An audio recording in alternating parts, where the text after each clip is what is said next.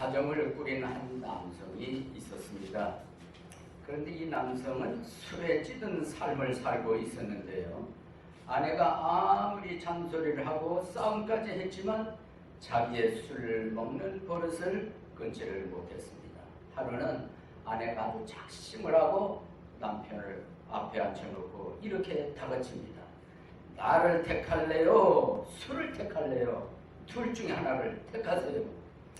견디다 못한 아내의 최후 통첩에도 불구하고 그러지, 내가 술을 끊어야지, 이 말을 못하는 정도, 이런 상황에 있었습니다.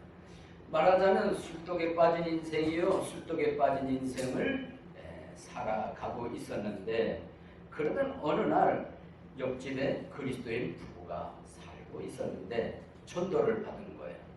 놀라운 것은 아내가 먼저 교회를 나왔습니다. 그리고 하나님의 말씀 듣던 어느 날 구원을 받습니다. 구원을 받은 아내가 가만히 생각을 해보니 술독에 빠진, 술 중독에 빠진 남편이 생각나요. 전도를 합니다. 우리 교회 가자고, 함께 교회를 갑시다.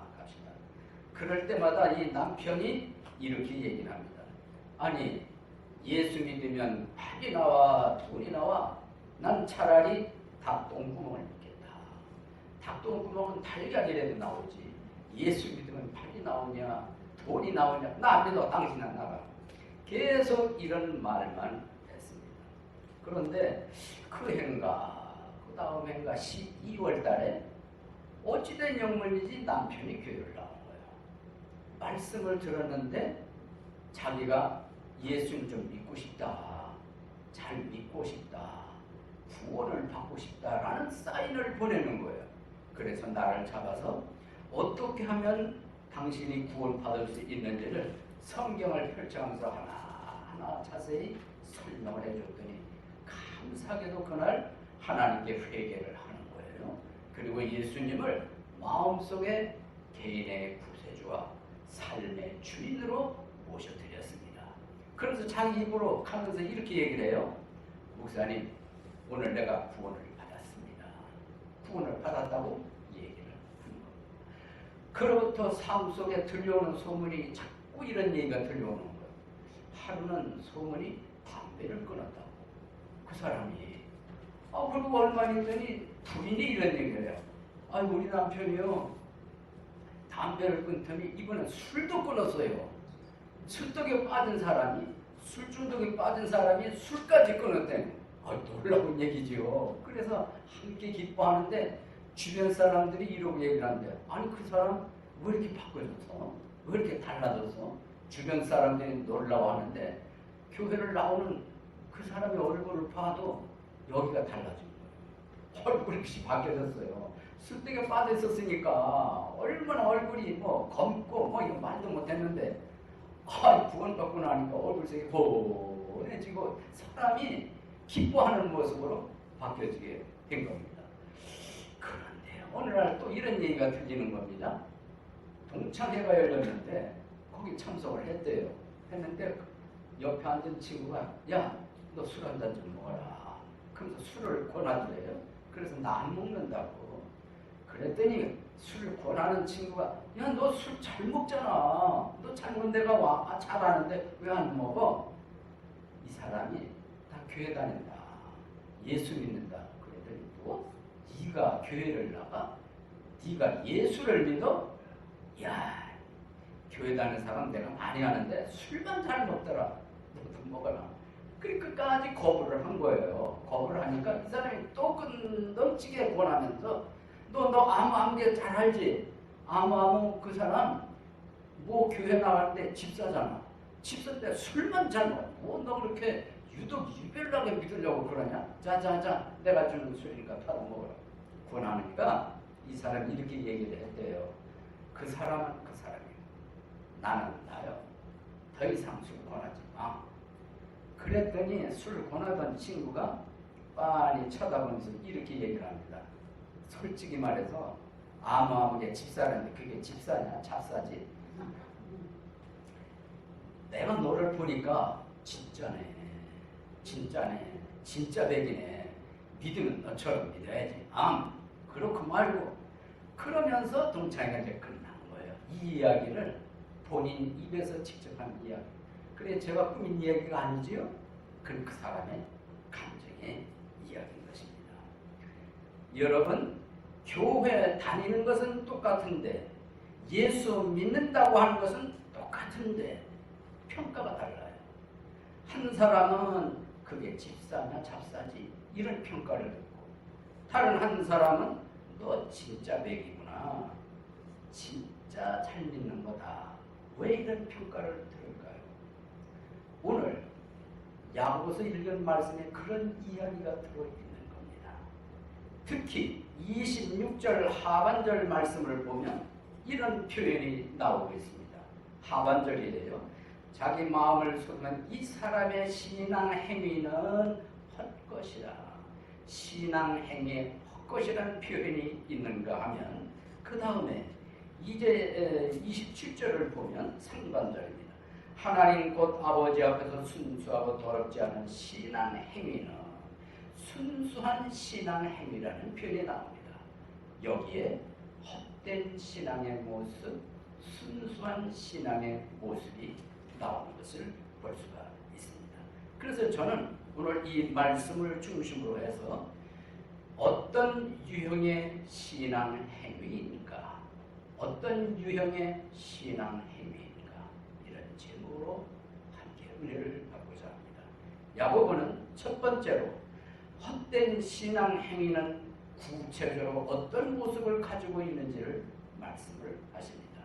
다시 한번 1장 26절로 시선을 옮겨주시기 바랍니다. 26절, 너희 가운데 어떤 사람이 신앙심이 있어 보이되 자기 혀를 제어하지 아니하고 자기 마음을 속이면 이 사람의 신앙 행위는 헛것입니다. 신앙 행위가 헛것이라고 하는 구체적인 모습 두 가지가 소개가 되어 있습니다. 그 두 가지 중에 하나는 말씀하시지요? 자기 혀를 제어하지 아니하는 것이다. 다른 하나는 자기 마음을 속이는 것이다. 이것이 신앙생활의 헛된 모습이라고 말씀합니다. 좀 더 구체적으로 자기 혀를 제어하지 아니한다는 게 무슨 뜻일까요? 제어라는 말씀 속에, 이 단어 속에 담긴 의미는 쉽게 말하면 재갈이라는 말인 거예요. 재갈 아시지요? 말을 예를 들어 보겠습니다. 이 말은 덩치가 참 큰 동물입니다. 키는 성인 어린애 키보다 높을 수도 있고요. 몸무게는 자그만치 400kg 이상이나 나갑니다. 덩치 큰 이 동물을 어떻게 길을 들일 수 있고 사람이 끄는 대로 자유자재로 움직이도록 할 수 있을까요? 비결은 재갈에 있다고 그래요. 재갈은 금속 막대기로 이해를 하시고, 이 막대기 양쪽 끝에 고리가 있고 고리와 고리 사이에 연결하는 것이 둘 아니면 세 조각으로 연결되어 있다고 해요. 그리고 이 말은 어금니하고 앞니 사이에 비어있는 공간이 있는데 이가 없다는 거죠. 이 공간에다가 쇠 막대기를 장착을 하는 거예요. 그리고 양쪽 고리에는 고삐를 거는 거예요. 그러면 고삐를 당기게 되면 쇠 막대기가 움직일 거 아닙니까? 이 움직일 때마다 혓바닥을 자극하고 잇몸을 자극하는 신호를 받아서 차츰차츰 길들여진다는 것. 마침내 명마가 그렇게 해서 나오고요. 잘 이끌리는 상황이 되는 것. 비결이 어디에 있을까요? 재갈에 있습니다. 이 재갈을 야고보는 사람의 혀에다가 적용을 하고 있는 겁니다. 어떤 사람이 헛된 신앙의 모습을 가진 것인가? 혀를 제어하지 않는다는 것. 혀를 제어하지 못하는 사람이는, 다시 말하면 구체적으로 말을 터디할 줄 알아야 된다라고 19절에 말씀을 하고 있습니다. 보십시다. 그러므로 내 사랑하는 형제들아, 사람마다 듣기는 빨리 하고 말하기는 더디하며, 그 다음에 이어지는 말씀, 진노하는 것도 더디하라. 여기에 빨리 하라는 말씀, 반대로 더디하라는 말씀이 있습니다. 듣는 것은 빨리 할 줄 알아야 돼요. 그러나 말을 하는 것은 더디할 줄 알아야 된다는 겁니다. 더디. 여기에 더디라는 말씀의 의미는 무엇이 들어있을까요? 이 말씀을 드리기 전에 19절 맨 앞부분에 나오는 중요한 말씀이 있습니다. 그러므로. 이 그러므로라고 하는 것은 18절을 이어주는 말씀이에요. 18절에는 무슨 말씀이 있을까요? 지난주에 말씀드린 것처럼 구원이라 하면, 거듭남이라 하면 위로부터, 아버지로부터 나는 것이고 진리로부터 나는 것이라고 했습니다. 한마디로 거듭남은 진리에서, 말씀에서 오는 것이다. 그렇기 때문에 이어지는 게 19절이에요. 구원받은 사람은, 거듭난 사람은 내 사랑하는 형제들아, 사람마다 듣기는 속히 하고, 사람마다라고 했습니다. 이 속에 저도 포함이 되고 여러분도 포함이 되는 것이에요. 어떻게 하라? 듣는 것은 속히 하지만 말하는 것은 더디하라. 이렇게 말씀을 해주고 있는 것입니다. 더디라는 말씀 속에는 말이 지나치게 많은 것이라는 의미도 포함이 되어 있고, 그런 거 하면 말이 너무 성급한 것이라는 의미도 포함이 되어 있고, 자기의 주장만, 자기의 고집만 내세운다는 의미가 더디라는 말씀 속에 포함이 되어 있는 것입니다. 말을 더디할 줄 알아라. 제가 한국 대전에 있을 때 여러 목사님들이 한 달에 한 번 모임을 가져요. 그것은 목회 정보를 주고받는 의미도 있고 교제의 의미도 있고 거기서 같이 기도하는 시간이 되기도 합니다.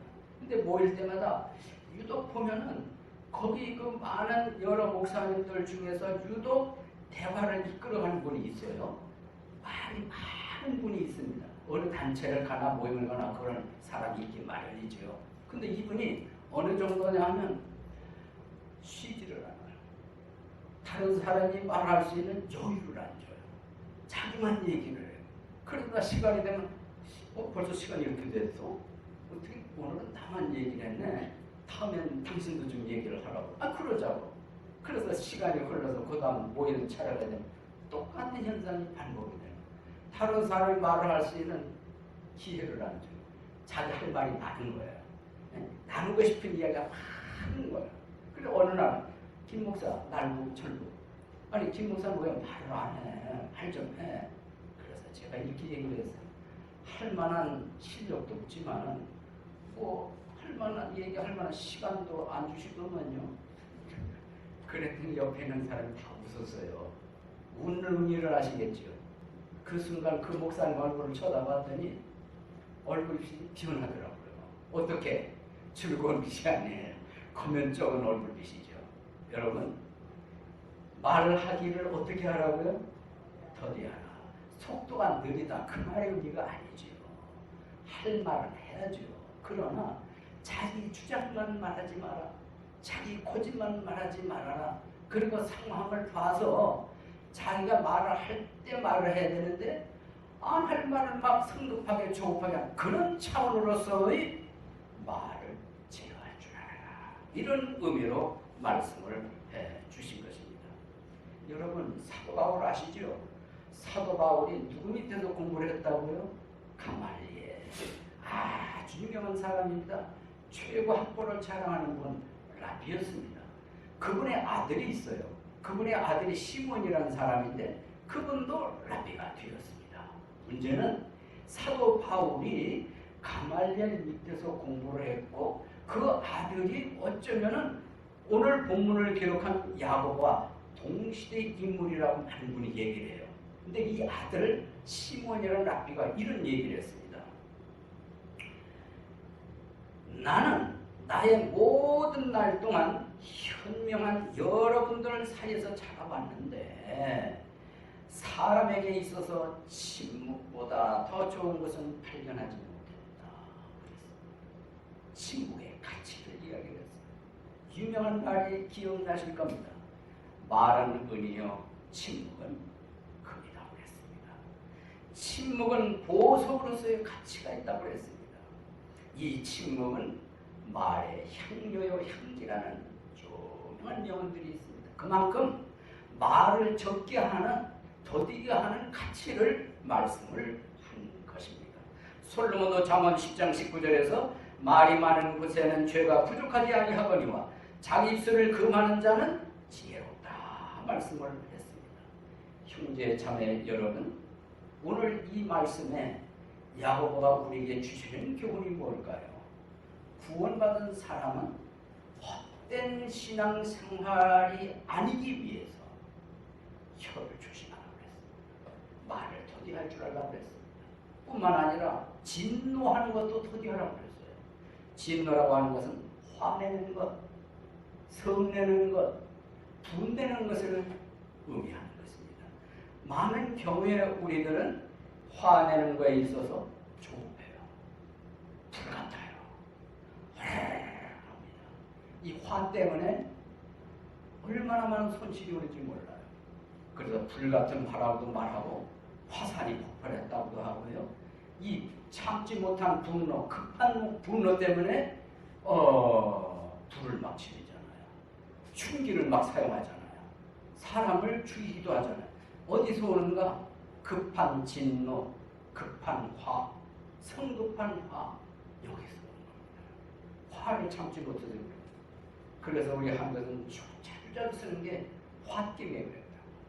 홧김에 불질렀다고. 홧김에 사람을 죽였다고. 그런 말 하잖아요. 그만큼 화는 끔찍한 겁니다. 무섭습니다.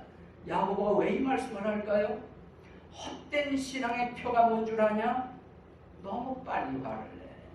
너무 조급하게 화를 내. 너무 성과를 잘 부려. 그리스도인에게서 멀어져야 할 것이라고 지적을 해주고 있는 것입니다. 우리 솔로몬께서도 잠언 16장 32절에 분노하기를 도디하는 자는 용사보다 낫고 자기 영을 다스린 자는 도시를 취하는 자보다 낫다, 이런 말씀을 해주셨습니다. 아주 제법 큰 교회 목사님이 자동차를 몰고 운전을 하고 가고 있었어요. 도로를 가고 있었어요. 가고 있는데 갑자기 왼쪽에 오른쪽에 있던 차가 끼어들었습니다. 그래서 급하게 밟았어요. 큰 사고 날 뻔했어요. 그래서 이 목사님이 이 앞을 보니까 이 차가 그냥 가는 거예요. 뒤에 이런 상황 보고. 그래서 화가 나가지고 뒤쫓아갔습니다. 계속 쫓아갔어요. 앞에 있는 차가 쓰는 거예요. 보니까 신호 때문에 서 있는 거예요. 잘 됐다. 차문을 열고 씩씩 건너서 가서 유리창을 들었더니 그 사람이 창문을 열고 그보더니 고개를 쫙 웃습니다. 여보, 당신 정신 있어 없어? 큰 사고 날 뻔했잖아. 막 언성을 높이면서 막 뭐라고 그랬어요. 그랬더니 화풀이 하는 목사님을 쳐다보도 못하고 그 기사, 택시 기사가 목사님 죄송합니다. 제가 실수를 했습니다. 갑자기 목사님 그런 말에 정신이 번쩍 드는 거예요. 내가 목소리를 어떻게 알았지? 그래서 돈이 이렇게 높았다가 낮춰가지고 당신 교회 나와요? 그랬더니 고개를 숙이고 있는 기사가 이러고 얘기를 합니다. 예, 목사님 교회 다니는 암암계 집사입니다. 왜 이런 현상이 벌어졌을까요? 화가 나면요, 눈에 보이는 게 없는 거예요. 목사님도 화가 나니까 자기 교회 다니는 집사인 줄도 모르는 거예요. 막 퍼거든. 막 퍼거든. 화풀이를 하는 거예요. 목사님, 죄송합니다. 내가 실수했습니다. 목사님이라는 말에 정신이 번쩍 든 그때서야 이제 눈에 보이기 시작합니다. 여러분, 화나면요, 눈에 보이는 게 없다니까요. 흉기가 흉기로 안 보이는 거예요. 사람이 사람으로 안 보이는 거예요. 그래서 홧김에 죽이고 불지르고 어떻게 되는 줄도 모르는 거예요. 나중에 정신 차려보니까 내 눈이 비었지, 내 눈이 멀었지, 후회한 줄 무슨 소리 있습니까? 여러분, 구원받은 사람 화내나요? 냅니다. 저도 화냅니다. 분이 있습니다. 성깔이 있습니다. 그런데 구원받은 사람이지만은 그러한 요소들을 우리는 어떤 자세를 가져야 하냐? 오늘이 야고보가 말씀을 해주시는 거예요. 헛된 신앙의 표가 뭔 줄 아냐? 혀를 제어해야 돼. 또 하나, 말을 도디해야 되지만은 진노도 도디할 줄 아는 습관을 기르라. 이 차원에서 우리에게 말씀 말씀을 해 주시는 줄로 믿습니다. 야고보는 또 하나 헛된 신앙의 모습을 말씀합니다. 하나는 혀를 제하지 못하는 거라고 그랬죠. 그 혀 속에는 말 더디게 화내는 거 더디게 또 하나가 있어요. 그게 무엇인가? 자기 마음을 속이는 사람은 신앙 행위가 헛된 것이다 그랬습니다. 26절 하반절이에요. 1장 26절 하반절에 자기 혀를 제하지 아니하고 자기 마음을 속이면 이 사람의 신앙 행위는 헛것이라 말씀을 했습니다. 자기 마음을 속인다는 게 무엇일까요? 그것은 우리 야고보가 수신자들에게 두 가지가 있다고, 구체적으로 두 가지가 있다고 설명을 합니다. 하나는 모든 더러움이고 넘치는 악이고, 다른 하나는 말씀을 듣기만 하고 행하지 않는 것. 이게 자기 마음을 속이는 것이라고 설명을 했습니다. 직접 말씀을 찾아보겠습니다. 1장 21절 상반절입니다. 그러므로 21절 상반절 그러므로 모든 더러움과 넘치는 악을 내버리라 그랬습니다. 자기 마음을 속이라고 했는데 그 마음이 뭐가 있는가? 모든 더러움이 있다. 그리고 넘치는 악이 있다고 그랬습니다. 맞습니다. 그래서 마태는 사람 마음이 어떠한지를 이렇게 묘사를 했습니다. 마음에서 악한 생각, 살인, 간음, 음행, 도둑질, 거짓 증언, 신성모독이 나오는데 이것들이 사람을 더럽게 하는 것이지만 씻지 않은 손으로 먹는 것이 사람을 더럽게 하지 아니하느니라 그랬습니다. 성도 여러분, 왜 이 말이 나왔는가? 예수님과 제자들 사이에 음식을 먹게 됐어요. 그랬더니 이스라엘 예법대로 손 씻고 그다음에 음식을 먹어야 되는데 그냥 막 먹거든요. 그러니까 거기 있는 바리새인들이 항의를 한 거예요. 어떻게 예수님의 제자라고 하는 사람들이 손도 안 씻고 밥을 먹나요? 이 말을 들은 예수님이 하신 내용이 좀 이런 말씀이에요. 손 씻지 아니하는 것이 사람 더럽게 하는 게 아니고 마음에서 나오는 것이 사람을 더럽게 합니다. 나오는 게 뭐냐? 이러한 것을 쭉 이러는 겁니다. 여러분, 이런 것이 누구에게 있다고요? 사람에게 있는 거예요. 누구에게 있다고요? 오늘 우리에게 있는 거예요. 제 마음속에 있는 거예요. 여러분 모두에게도 이런 것이 있어요. 모든 더러운 게 있는 거예요. 이걸로 있는 것이 아니라 넘친다고 그랬어요. 차서 넘친다고. 이러한 모습을 구약 성경을 기록한 이사야가 이런 얘기를 했습니다. 너희 죄가 주고받을지라 너희 죄가 진홍같이 붉을지라도 얼마나 죄가 많은지를 색깔로 묘사를 했어요. 그만큼 진하게 많이 있다. 그러고 하면 예레미야라고 하는 선지자는 뭐라고 했는가? 이 세상에 썩어진 것이 많다. 부패한 것이 많다. 그거보다 더 심히 부패한 건 인간의 마음이다. 그렇습니다. 맞습니다. 우리 마음은 썩어 있습니다. 부패해 있습니다. 그러니까 더러운 게 나오는 거예요. 더러운 행위가 나오는 거예요. 더러운 말이 나오는 거예요. 더러운 습관으로 이어지고 있는 것입니다. 그러면 야고보가 말씀하는 우리 마음을 속이는 것이 무엇이냐? 마음속에 더러운 게 있고 넘쳐 있는데 내버릴 줄 알아야 되는데 내버리라고 그랬거든요. 내버릴 줄 알아야 되는데 내버리지 않는 거예요. 이것이 뭔가? 구원받았다고 하는 사람에게 있어서 자기를 속이는 것이다. 마음을 속이는 것이다. 그러므로 구원받았으면 헛된 신앙 행위를 보여서는 안 되는데 여전히 버릴 걸 못 버리는 거예요. 끊을 것을 못 끊는 거예요. 벗어 버릴 걸 여전히 입고 있는 거예요. 우리는 이 야고보의 말씀대로 버릴 것은 버립시다. 끊을 것은 끊읍시다. 벗어 버릴 것은 벗어버리는 저와 여러분이 되셔야 할 줄로 믿습니다. 그런데 또 하나가 있습니다. 마음에 더러운 것, 넘치는 걸 이거 버리지 않는 게 자기 마음 속이는 것일 뿐만 아니라 하나님의 말씀을 듣기는 잘 듣는데 그걸 끊는 거야. 행하지를 않는 거야. 이것도 자기 마음을 속이는 것이라고 말씀했습니다. 1장 22절 하반절에 듣기만 하여 너희 자신을 속이는 자가 되지 말라. 이렇게 말씀을 했습니다. 이 듣기만 한다는 것, 그걸로 머문다는 것, 그것은 자기를 속이는 것이다. 구원받았다고 하는 사람으로서 자기를 속이는 것이다. 그랬습니다.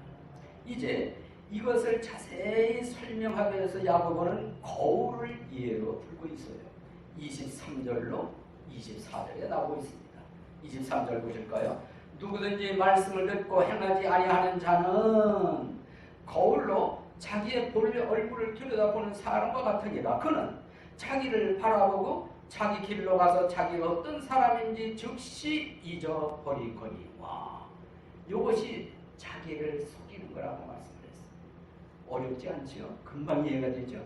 거울이 있습니다. 거울을 들여다봅니다. 얼굴에 뭐가 묻었네? 묻었다는 걸 알면 행하는 믿음은 뭐예요? 지워야지요. 깨끗하게 지워야지. 이게 행하는 사람이고, 행하지 않는 사람은 묻었네? 그거는 지워야지 한 다음에 잊어버리는 거야. 깜빡하는 거. 그대로 놔두는 거울 보는 사람으로 예를 드는 것. 누가 속이는 사람이냐? 누가 자기 마음을 속이는 사람이냐? 말씀 잘 듣고 묻은 걸 깨닫는 거야. 그대로 놔두는 거야.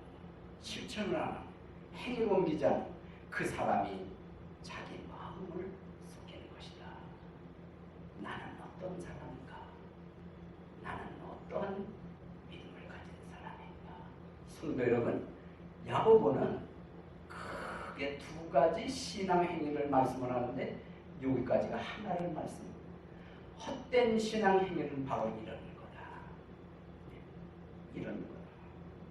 혀에 제어하지 않는 사람, 자기 마음을 속이는 사람이라고 했습니다. 뿐만 아니라 이제는 정반대로 순수한 신앙은 어떠한 신앙인가, 어떤 모습인가를 말씀을 해주고 있습니다. 순수한 신앙 행위는 첫째, 말씀을 온유함으로 받는 신앙이라고 했습니다. 온유함으로 받는 것. 1장 21절 하반절을 보겠습니다. 21절 하반절에 접붙여진 말씀 곧 능히 너희 혼을 구원하시는 말씀을 온유함으로 받으라 그랬습니다. 교만한 마음으로 딱딱한 마음, 이것은 하나님의 말씀을 받는 자세로서 합당하지 않음을 가르쳐 주시는 것입니다. 여기 접붙여진 말씀이라고 나오는데 다 아실 거예요. 우리 과수원 경영해 보시면 다 아시는데, 예를 들어서 여기 사과나무가 있어요. 그런데 여기 다른 것을 갖다가 접을 붙여요. 그럼 눈 있는데 이렇게 쬐고 다른 가지를 갖다가 이렇게 거기다 댄다면 칭칭 감아놓지. 그러면 이게 살아요. 그러면 다른 가지로서 열매를 맺고 같은 나무인데도 여기는 원래 가지로 사과 열매를 맺습니다. 왜 접붙여진 말씀이라고 그랬을까요? 말씀이 접붙여졌다. 어디에? 우리에게 구원받을 때. 이 말씀은 혼을 능히 구원할 수 있는 능력이 있는 말씀이라고 했어요. 그래서 우리가 구원받은 거거든요. 그래서 하나님 자녀가 되는 것이고, 이 말씀은 접붙여서 살게 하는 능력만 있을 뿐만 아니라 자라게 하는 능력도 있고, 뿐만 아니라 열매를 맺게 하는 능력도 있다는 의미로서 접붙여진 말씀이라는 묘사를 하게 된 것입니다. 그런데 말씀을 받을 때는 겸손한 마음으로 받자, 부드러운 마음으로 받자, 이것이 순수한 신앙으로 가는 가장 기본적인 자세라는 것입니다. 여러분은 어떤 자세로 말씀을 들으시나요? 강팍한 마음은 안 됩니다. 대적하는 마음은 안 됩니다. 겸손해야 되고 마음이 부드러워야 돼요. 유명한 비유 아시지요? 농부가 씨를 뿌렸는데 어떤 씨는 길가에 떨어지고, 어떤 씨는 돌짝밭에 떨어지고, 어떤 씨는 가시덤불에 떨어지고, 어떤 씨는 옥토에 떨어졌다. 씨는 하나님 말씀이라고 했어요. 네 종류의 이 밭은 인간의 마음밭이라고 했습니다. 좋은 밭은 무슨 밭이냐? 온유한 밭이에요. 딱딱하지 않고 부드러워요. 얼마 전에 우리 여기 형제님 계십니다만 약간의 채소를 직접 심어서 뜯어먹는 재미라도 삼고 싶어서 흙을 가서 실어왔잖아요. 플라스틱 통에다 흙을 옮겨 담았는데 씨앗을 심으려고 보니까 어떤 흙은 뭐 부드러운 분들도 있지만 막 덩어리지고 그랬어요. 그래서 장갑을 끼고 막 흙을 잘게 부수고 연장으로 막 깨요. 그래서 마침내 부드럽게 돼서 뒤집기도 하고 막 여러 번 했더니 아주 부드러운 흙이 됐어요. 거기다 씨를 뿌렸잖아요. 얼마 안 됐는데 싹이 예쁘게 나와요. 그 열무 그 싹이 아주 예쁘게 나와요. 예쁘게 나와요. 미안하지만 그게 다닥다닥 붙어 있어서 어느 날 이 정도는 컸으니까 그걸 반찬 해 먹어도 맛있겠다 싶은 생각이 들어서 아내고 좀 숟갈에서 반찬 해 먹자고. 얼마 있어 가봤더니 하나도 없는 거예요. 속가내는 말을 뽑아버려라 이렇게 얘기해요. 아주 맛있게 먹었습니다. 정말 맛있게, 향도 좋고요. 아주 얼마나 맛있게 먹었는지. 여러분, 씨는 좋은 곳에 떨어져야 돼요. 야고보가 그걸 얘기하는 거예요. 구원 받을 때 적부쳐진 말씀이 왔는데 그때도 온유해야 되지만 계속 온유한 마음으로 말씀을 들어라. 그래야지 헛되지 않은 신앙으로 자라갈 수 있다고 말씀을 하신 겁니다. 우리 이러한 자세가 될 수 있기를 바라는 것입니다. 그런데 그 다음에 이제 또 하나가 말씀을 행하려고 하는 신앙의 자세를 갖는 것이 순수한 신앙의 두 번째 모습이라고 말씀을 하고 있는 것입니다. 22절 하반절을 보겠습니다. 오직 너희는 말씀을 행하는 자가 되고 듣기만 하여 너희 자신을 속이는 자가 되지 말라. 그런데 상반절에 보면 너희는 말씀을 행하는 자가 되라고 말씀을 하고 있는 겁니다. 간단합니다. 말씀 들었으면 실천에 옮기는 삶을 살아라. 실천에 옮기는 삶. 25절에도 그런 말씀이 있습니다.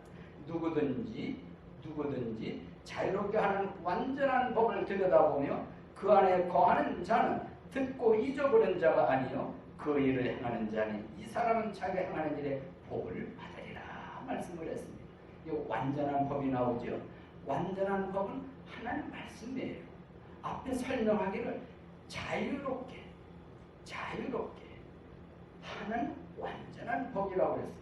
그리고 들여다보고 거하는 자는 이것은 거울로 이런 얘기입니다. 거울 자주 들여다보고 계속 들여다보는 사람은 결과적으로 예쁜 사람이 됩니다. 단장을 잘하는 사람이 돼요. 마찬가지로 완전한 말씀, 자유롭게 하는 완전한 말씀을 자주 들여다보고 지속적으로 들여다보는 사람은 거하는 사람으로서 그 사람이 하나님 앞에서 실천에 옮기는 능력을 받는 사람이라고 말씀을 하는 의미가 되는 것입니다.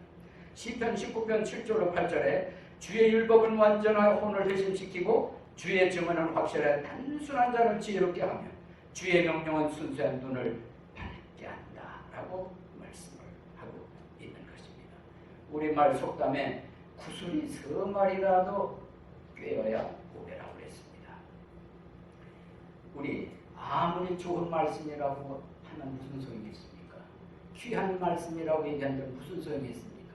좋은 말씀, 귀한 말씀 들었으면 삶 속에서 작은 것부터 하나부터 차근차근히 옮기는 삶, 실천에 옮기는 삶이 되어야 할 줄로 믿습니다.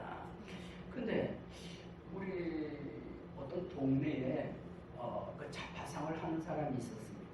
근데 이 사람이 어느 날부터 갑자기 말투가 달라지는 거예요. 그 가게 오는 사람한테 늘 반복적으로 하는 소리가 아이 우리 동네 그 암암의 교회 있지 않냐고. 그렇지. 근데 그 교회 목사님 새로 부임을 하셨는데 그 교회 목사님 설교 잘하신다고. 설교 진짜 잘하신다고. 오는 사람마다 이 얘기를 하는 거예요. 오늘도 왔어요. 똑같이 하는 거예요. 어디 교회 목사님 새로 부임했는데 그 목사님이 설교 진짜 잘하신다. 이 말을 들은 그 사람이 그럼 지난주에는 뭔 설교를 하셨냐고 그랬더니 그건 모른다고. 그건 모르는데 하여튼 그분 설교 잘한다고. 아니 그분 설교한 거 들어보지 않은 당신이 어떻게 설교를 잘한다고 말할 수 있냐. 그랬더니 그래 웃으면서 이렇게 얘기를 하는 거예요. 내가 직접 들어보진 않았는데 그 교회 다른 사람들 내가 다 안다, 잘한다. 근데 그 사람들이 그 목사님 부임한 대로 우리 가게 우리 성값을 잘 갚아요. 왜 성값을 잘 갚아요? 그래서 나는 새로 부임한 목사님이 설교 잘하는 거 안 봐도 뻔히 안다. 이러고 얘기하는 거야. 무슨 의미인지 감이 오시지요? 그게 나가는 사람이 새로 부임한 목사님의 설교를 실천해 옮기는 거야. 그 사람이 그 성값을 어떻게 했다는 얘기를 띄워먹고 잘안 가고 설교를 듣는 다음에 실천을 옮겼는데 즉각 갚아버리는 거야. 실천하는 거야. 실행하는 거야. 바로 이겁니다. 야고보가 얘기하려는 게 바로 그 부분이에요. 어려운 부분부터 말고 작은 부분부터 들은 말씀에도 실천하자. 실행에 옮기자. 그 사람이 바로 하나님 앞에서 경건한 신앙, 순수한 신앙의 모습을 갖는 것이라고 말씀하는 겁니다. 또 한 가지가 있어요. 그것은 어려운 가운데 있는 고아, 과부들을 돌아보는 신앙이 헛되지 않은 신앙이라고 했습니다. 어디 있습니까? 마지막 27절에 나오고 있습니다. 하나님 곧 아버지 앞에서 순수하고 더럽지 않은 신앙 행위는 이것이니 고난 중에 있는 아버지 없는 자들, 과부들을 돌아보라는 말, 살펴보라는 말, 관심을 가지라는 말. 이러한 내용은 창세기 이후 구약 성경에서 신약 성경 여러 곳에서 이러한 의미를 자주 말씀하고 있습니다. 고아 과부는 세상에서 냉대의 대상이고 업수여김의 대상이고 도움이 필요한 사람들, 누군가의 도움을 필요한 사람들, 성경은 그들을 외면하지 말아라. 외면하지 않는 것, 살필 줄 아는 것, 돌아볼 줄 아는 것이 경건한 신앙의 모습, 순수한 신앙의 모습이다 말씀을 하고 있습니다. 참 감사한 것은 우리 샬롬 침례교회는 이러한 부분에 있어서 잘 해오고 있고 앞으로 계속 이어줄 수 있기를 바라는 것입니다. 마지막으로 순수한 신앙의 모습 마지막 번째는 27절 하반절에 나오고 있습니다. 세상으로부터 자기를 지켜 더럽혀지지 아니하는 것이다. 간단히 요약을 하면 세속에 물들지 않는 것이라는 의미가 되겠습니다. 세속이 무엇일까요? 우리가 세상에 사는데 세상은 악이 많아요. 악습이 많아요. 악한 풍습들이 많습니다. 그런 것으로부터 나를 지킬 줄 알아라. 거듭나는 사람, 구원받은 사람은 물들지 않도록 지킬 줄 알아라. 그런 의미로 말씀을 해준 겁니다. 그러나 실제로 교회 오면 구원받은 사람, 교회를 나가 세상으로 가면 구원받은 사람인지 구원받지 않은 사람인지 분간이 안 될 정도로 세상의 악습에 물들는 사람이 있을 수 있거든요. 야고보가 이걸 알았다는 것입니다. 성령의 영감을 받아 교훈을 해주는 거예요. 구원받은 사람은 교회 와서도 구원받은 사람의 모습, 세상에 가서도 구원받은 사람의 모습을 잘 지키고 있어요. 물들지 마라, 지킬 줄 알아라. 이렇게 말씀한 것입니다. 물놀이 잘 아시죠? 오리가 물 속에 있는 걸 보면 절대로 이 속에 물이 침투가 안 돼요. 무엇 때문일까요? 무엇 때문일까요? 기름 성분 때문이에요. 오리는 밖에 나와서 있을 때도 자꾸 그 몸속에, 몸의 어떤 그 부분에 있는 기름통이 있는데, 주머니가 있는데, 그거를 자꾸 짜내가지고 자기 깃털에 바른대요. 몸에 바른대요. 기름 성분을 바르는. 그래서 오리는 빠져 죽는 법이 없잖아요. 새들은 그래요. 깃털에 기름 성분이 있으니까 물이 침투가 안 되는 거예요. 어떤 기발한 아이디어를 가진 사람이 그러면 오리 깃털에 묻은 성분을 비무지로 싹 해가지고 전부 빨아내면 그 다음은 어떻게 되지요? 가라앉는데 헤엄을 제대로 못 친대요. 성도 여러분, 오리가 물속에 있지만 물의 영향을 받지 않습니다. 침투 안 되게 하는 성분, 기름 성분. 야고보는 그런 의미로서 우리도 기름을 바르려는 거죠. 그럴 필요가 우리에게 있습니다. 뭔 기름을 바를까요? 참기름, 들기름, 감남유, 포도, 아니에요. 우리에게는 아주 세속이 영향을 주지 않도록, 물들지 않도록 성능 좋은 기름이 있어요. 누구일까요? 내가 세상을 이겼다 말씀하신 예수님인 줄로 믿습니다. 세상을 이기도록 감동을 주시고 힘을 주신 역할을 하시는 성령님인 줄로 믿습니다. 죄를 멀리하시는 힘을 주는 말씀인 줄로 믿습니다. 이런 기름을 바르시려고 오늘 여러분 오신 줄로 믿습니다. 잘 곳곳에 잘 바르셔서 세상에 있으나 교회에 있으나 여전히 똑같은 순수한 신앙인의 모습 갖게 되시기를 바랍니다. 야고보는 오늘 크게 두 가지 우리에게 말씀했습니다. 헛된 신앙 행위 모습, 둘째는 순수한 신앙 행위 모습을 말씀해 주셨습니다. 우리는 헛된 신앙의 모습이 있다면 점차 순수한 신앙의 모습으로 발전해 나가고 성장해 나가고 나가는 신앙이 되어야 할 줄로 믿습니다. 오늘 이 말씀이 여러분 삶 속에 적용이 잘 되시기를 바라서, 그리고 이 샬롬 침례교회가 세상 사람들이 볼 때 좋은 교회다, 아름다운 교회다 칭찬받게 하는 여러분 모두가 되시기를